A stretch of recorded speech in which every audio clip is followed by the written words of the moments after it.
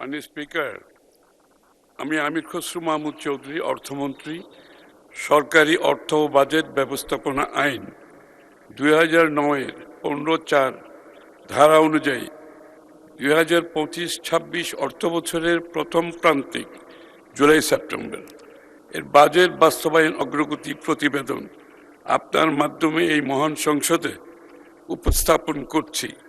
প্রতিবেদনটি পঠিত বলে গণ্য করার জন্য আপনাকে বিনীতভাবে অনুরোধ করছি। এটা অনেক বড় মাননীয় স্পিকার। তাছাড়া এটা বিগত অন্তর্বর্তীকালীন সরকারের প্রথম কোয়ার্টারের রিপোর্ট ছিল। প্রতিবেদনটি সংসদে উপস্থাপিত হলে বলে গণ্য হওয়ার। ধন্যবাদ মাননীয় মন্ত্রী। সংসদে উপস্থাপন করছি মাননীয় উপস্থাপিত হয়েছে মাননীয় মন্ত্রী। ধন্যবাদ আপনাকে। ধন্যবাদ। ধন্যবাদ।